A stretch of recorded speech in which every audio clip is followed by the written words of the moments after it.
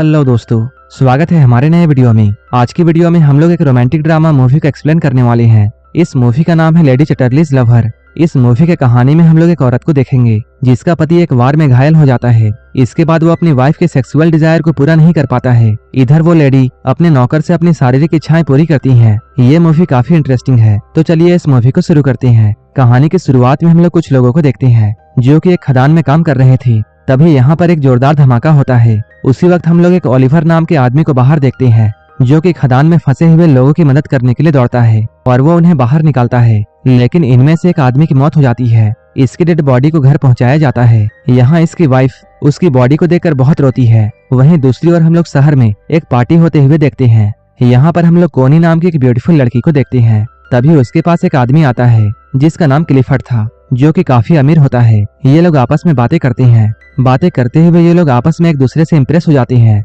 ये लोग साथ में डांस भी करते हैं। लेकिन कोनी के दोस्त डंकन को ये सब पसंद नहीं आता है, क्योंकि ये लोग आपस में बहुत खुश लग रहे थे और डंकन कोनी को पसंद करता था। लेकिन कुछ ही दिनों के बाद ये दोनों शादी कर लेते हैं।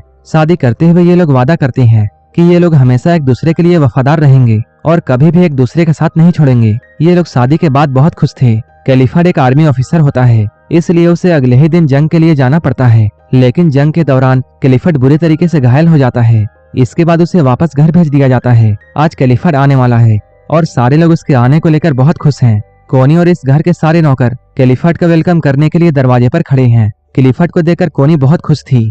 लेकिन तभी हम लोग ये देखते हैं उस जंग में घायल होने की वजह से क्लिफर्ड के कमर के नीचे का हिस्सा काम नहीं कर रहा है और उसके नीचे का हिस्सा पूरा पैरालाइज हो चुका था और वो व्हील चेयर में अंदर आता है। कोनी क्लिफर्ड को देखकर तो बहुत खुश थी, लेकिन वो अंदर से बहुत दुखी थी, क्योंकि कोनी की शादी कुछ ही दिन पहले हुई थी और उसकी जिंदगी में ऐसा कुछ हो जाएगा उसने कभी नहीं सोचा था। क्लिफर्ड भी इस बात से बहुत दुखी था और इसलिए वो खुद को मारने की कोशिश करता है। लेकिन कोनी उसे रोकती है और वो उससे कहती है, मैं हमेशा तुम्हारे साथ रहूंगी। वहीं दूसरी ओर हम लोग ओलिवर नाम के एक आदमी को देखते हैं जो कि अपनी मंगेतर को लेटर लिख रहा था। वो लेटर में ये कहता है वो इस बार किसी खदान में काम नहीं कर रहा है, बल्कि वो इस बार जंग में है। जंग के बाद जब ओलिवर छुट्टी लेकर अपने गर्लफ्रेंड से मिलने के लिए जाता है, तब वो अपने मंगेतर को किसी दूसरे आदमी के साथ देखता है और उससे बिना मिले ही चला जाता है। अब ओलिवर के पास कोई भी काम नहीं था। कुछ ही दिनों के बाद वो क्लिफर्ड के घर में काम मांगने के लिए आता है।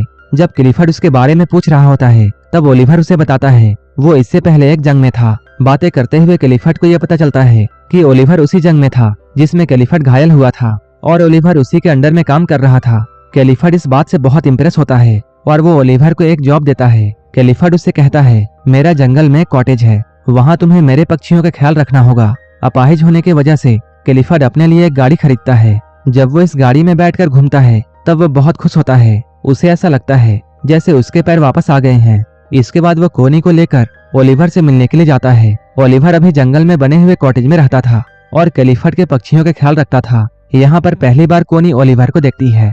ओलिवर को देखते ही कोनी को उससे प्यार हो जाता है और वो ओलिवर को इशारा करती है, लेकिन ओलिवर उसके इशारों को नहीं समझ पाता है। अगले दिन एक मेड कोनी के पास में आती है और वो कहती है ओलिवर कॉटेज की चाबी मांग रहा है। इसके बाद कोनी खुद ही चाबी देने के लिए उसके पास जाती है। जब वो ओलिवर के पास पहुंचती है तब ओलिवर उससे अच्छे से बात नहीं करता है और वो कोनी से कहता है आपको यहाँ आने की जरूरत नहीं थी। कोनी को ओलिवर के ऐसे बिहेवियर से बहुत गुस्सा आता है और वो गुस्से में यहाँ से चली जाती है। अगले दिन ओलिवर कोनी को एक लेटर लिखता है जिसमें वो अपने बर्ताव के लिए माफी मांगता है। इसके बाद कोनी फिर से मिलने के लिए उसके कॉटेज में जाती है। यहाँ पर ओलिवर अपने शर्ट को उतार कर काम कर रहा था। जब कोनी उसके जिस्म को देखती है तब वो उसके तरफ और भी अट्रैक्ट हो जाती है।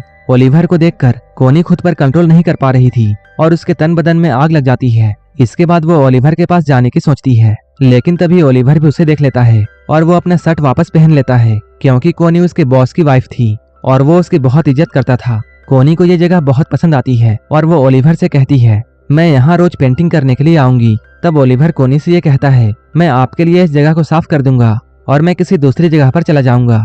तब कोनी कहती है तुम्हें कहीं भी जाने की जरूरत नहीं है और तुम हमेशा मुझसे क्यों भागते हो। यहाँ पर कोनी ओलिवर से गुस्सा हो जाती है और वो गुस्से में यहाँ से जाने लगती है। लेकिन तभी यहाँ पर जोरों से बारिश होती है। कोनी ओलिवर के कॉटेज में आती है। यहाँ पर ओलिवर आग जलाता है और आग के जरिए ये लोग हाथों को गर्म करते हैं। लेकिन जैसे ही कोनी ओलिवर के करीब आती है, ओलिवर यहाँ से उठ जाता है, क्योंकि वो कोनी के इरादे जान चुका था। कोनी फिर से उससे ये पूछती है तुम मुझसे दूर क्यों भाग रहे हो। तब ओलिवर कहता है मैं तुमसे दूर नहीं भाग रहा हूँ, लेकिन मुझे ये डर है कि अगर कैलिफर्ड को हम दोनों के बारे में पता चला तब वो मुझे जॉब से निकाल देगा। ओलिवर की इन बातों को सुनकर कोनी को थोड़ा बुरा फील होता है और वो यहाँ से उठकर अपने घर चली जाती है। एक बार जब कोनी कैलिफर्ड के साथ में घूम रही होती है तब कोनी उससे कहती है, मुझे इस बात का बहुत अफसोस है कि हमारा कोई बच्चा नहीं है।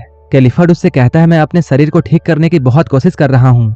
वहीं इधर हम लोग कैलिफर्ड को उसके शरीर में करंट देते हुए देखते हैं, क्योंकि वो अपने शरीर को जल्दी ठीक करना चाहता था, इसलिए वो सारे दर्द बर्दाश्त करने के लिए रेडी था। कैलिफर्ड दर्द से बहुत चिल्लाता है। जब कोनी कैलिफर्ड के चिल्लाने की आवाज सुनती है तब उससे रहा नहीं जाता है और वो कैलिफर्ड को ऐसा करने से रोकती है। कैलिफर्ड अब अपने काम में नाकाम हो चुका था, इसलिए वो अब कोनी के सामने रोने लगता है। इसके अगले दिन कोनी जंगल में जाती है, तभी उसे वहाँ पर ओलिवर दिखाई देता है। ओलिवर यहाँ पर काम कर रहा होता है, तभी वो ओलिवर के पास में जाती है। यहाँ पहुंचकर वो छोटे चूजों को देखती है और वो उन्हें देखकर रोने लगती है। छोटे चूजों को देखकर उसे अपने बच्चे की कमी महसूस होती है, क्योंकि अब कैलिफर्ड बच्चे पैदा नहीं कर सकता है और कोनी इस बात से बहुत दुखी थी। कोनी को ऐसा रोता हुआ देखकर ओलिवर उसके पास आता है और उसे गले से लगाता है, क्योंकि ओलिवर भी अब कोनी को पसंद करने लगा था, इसलिए वो उसे अपने साथ अपने कॉटेज में ले जाता है। यहाँ पर ये लोग इंटीमेट होते हैं। कोनी पूरे दिन ओलिवर के साथ में रहती है। जब शाम होने लगती है तब ओलिवर उसे छोड़ने के लिए उसके घर तक जाता है। जाने से पहले कोनी ओलिवर से ये पूछती है, तुमने आज जो भी मेरे साथ किया, क्या तुम्हें इस बात का पछतावा है? ओलिवर कहता है, नहीं, क्योंकि अब मैं तुमसे बहुत प्यार करता हूँ और अब मैं तुम्हें अपना मानता हूँ। उसी रात जोरों से तूफान आता है और बादल जोरों से गरजता है। इधर अपने कॉटेज में बैठकर ओलिवर कोनी को बहुत याद कर रहा था, इसलिए वो यहाँ ड्रिंक करता है। ऐसे मौसम को देखकर कोनी भी उठ जाती है और उसे ओलिवर की बहुत याद आने लगती है, क्योंकि उसे भी रात में नींद नहीं आ रही थी। वो खिड़की से ओलिवर के कॉटेज की रोशनी को देखती है। इसके बाद वो खुद को नहीं रोक पाती है और दौड़ते हुए वो ओलिवर के पास पहुंच जाती है। लेकिन तभी हम लोग ये देखते हैं कोनी को ओलिवर के पास में जाते हुए उनकी एक मेड देख लेती है। इधर ओलिवर भी कोनी का वेट कर रहा था। ओलिवर कोनी से ये कहता है, मुझे ऐसा बिल्कुल नहीं लगा था कि तुम मुझसे अभी मिलने के लिए आओगी। कोनी उससे कहती है, मैं तुमसे बहुत प्यार करती हूँ और मैं तुम्हें कभी भी अकेला नहीं छोड़ूंगी।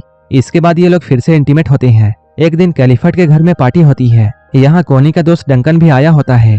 कैलिफर्ड देखता है कोनी और डंकन साथ में डांस कर रहे हैं। उसे ये देखकर अच्छा नहीं लगता है। अगले दिन कैलिफर्ड कोनी से ये कहता है, तुम्हारे लिए तुम्हारे हस्बैंड से ज्यादा इम्पोर्टेंट एक बच्चा पैदा करना है और शायद इसलिए तुम अब गैर मर्दों के साथ रहती हो। कोनी हमेशा से एक बच्चा चाहती थी और कैलिफर्ड को लगता था, इसलिए कोनी डंकन के करीब जा रही है। वो जब यहाँ से जाने वाली थी तभी कैलिफर्ड ये कहता है, उसे इस बात से कोई भी फर्क नहीं पड़ता है कि वो किसी से भी बच्चा पैदा करे, लेकिन वो बच्चा मेरा होगा। कोनी को कैलिफर्ड के बातों से बहुत गुस्सा आता है। इसके बाद वो माइंड को रिलैक्स करने के लिए ओलिवर के पास में जाती है और ये लोग फिर से यहाँ पर इंटीमेट होते हैं। एक दिन कोनी को ये पता चलता है कि वो प्रेग्नेंट है। वो इसके बारे में कैलिफर्ड को बताती है। कैलिफर्ड ये सुनकर बहुत खुश होता है और वो कोनी से उस आदमी का नाम पूछता है, लेकिन कोनी उस आदमी का नाम नहीं बताती है। एक दिन कैलिफर्ड ओलिवर से मिलने के लिए उसके पास जाता है और वो कोनी को भी अपने साथ ले जाता है। ये लोग जा ही रहे होते हैं, तभी ओलिवर पीछे से आता है और वो कोनी को अपने बाहों में लेकर किस करता है। ये लोग इधर किस कर रहे थे, तभी कैलिफर्ड कोनी को आवाज लगाता है। असल में कैलिफर्ड की गाड़ी कीचड़ में फंस गई थी, क्योंकि ओलिवर भी यही था, इसलिए ओलिवर जल्दी से आता है और वो उसकी गाड़ी को धक्का लगाता है। लेकिन वो इस गाड़ी को धक्का लगाते हुए जोर जोर से खांसने लगता है। खदान में लगातार काम करने की वजह से उसके दोनों लंग्स खराब हो चुके हैं। कोनी कैलिफर्ड से ये बोलती है, तुम ओलिवर को ऐसा करने से रोक दो, नहीं तो वो धक्का लगाते हुए मर जाएगा। लेकिन कैलिफर्ड उसे नहीं रोकता है। काफी कोशिश करने के बाद ओलिवर कैलिफर्ड की गाड़ी को निकालने में कामयाब हो जाता है और जोर जोर से खांसता हुआ यहाँ से जाता है। थोड़ी ही देर बाद कोनी ओलिवर के पास आती है। यहाँ वो गुस्से में कोनी से ये कहता है, उसने 12 सालों तक खदान में काम किया है और ऐसा करके उसने अपने लंग्स को खराब कर लिया, लेकिन इसके बाद भी उसे जंग लड़ने के लिए भेज दिया गया। वो कहता है, मेरी लाइफ तुम लोगों के जैसे नहीं है, इसलिए तुम्हें अपने पति के पास वापस जाना चाहिए। एक दिन कोनी की मेड, जिसका नाम मिस बोल्टन है, वो ओलिवर के कॉटेज में आती है। यहाँ पर उसे कोनी की डायरी मिलती है। इस डायरी को देखकर वो समझ जाती है कोनी के पेट में जो बच्चा है वो ओलिवर का है। इधर कैलिफर्ड आने वाले बच्चे की खुशी में एक पार्टी रखता है, लेकिन तभी कैलिफर्ड के पास मिस बोल्टन आती है और वो कैलिफर्ड को यहाँ बताती है कोनी के पेट में जो बच्चा है वो ओलिवर का है। इसके बाद जब कोनी कैलिफर्ड से मिलती है तब कैलिफर्ड उस पर बहुत गुस्सा होता है। कुछ ही देर के बाद कोनी मिस बोल्टन के पास जाती है। वो मिस बोल्टन से पूछती है, तुम्हें ये सब किसने बताया? मिस बोल्टन कहती है, मैं सब कुछ जानती हूँ, और वो कोनी को इसके बारे में ज्यादा कुछ नहीं बोलती है। कोनी को ऐसा लग रहा था जैसे ओलिवर ने ही मिस बोल्टन को सब कुछ बताया है, लेकिन मिस बोल्टन कहती है, मुझे ओलिवर ने कुछ भी नहीं बताया है। ये सुनकर कोनी रोने लगती है। वो मिस बोल्टन से कहती है वो ओलिवर से बहुत प्यार करती है, इसके बाद मिस बोल्टन उसके पास आती है और वो माफी मांगते हुए ये कहती है, तुम्हें जल्दी से ओलिवर के पास में जाना चाहिए, नहीं तो तुम्हारा पति उसे मरवा देगा।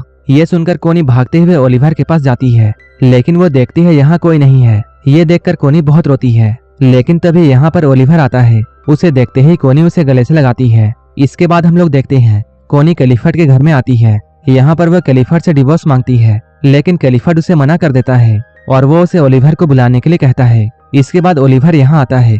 यहाँ पर इन दोनों के बीच में बहस होती है। इसके बाद कोनी और ओलिवर कैलिफर्ड के घर को छोड़कर चले जाती हैं। उनके घर से निकलते ही कैलिफर्ड घर के बाहर आता है और वो कोनी को डिवोर्स देने के लिए मान जाता है। अब कोनी ओलिवर के साथ बहुत खुश है और इन दोनों के साथ ये मूवी यहीं पर खत्म हो जाती है। ऐसे ही मूवीज के लिए आप मेरे टेलीग्राम चैनल को ज्वाइन कर सकते हैं, जिसका लिंक डिस्क्रिप्शन में दिया हुआ है। कोनी ने कैलिफर्ड के साथ सही किया या गलत, आप हमें कमेंट बॉक्स में जरूर बताना। अगर आपको ये मूवी अच्छी लगी हो तब एक लाइक जरूर कर देना और ऐसे ही वीडियोस के लिए मेरे चैनल को जरूर सब्सक्राइब कर लेना। तो मिलते हैं हमारे नेक्स्ट वीडियो में।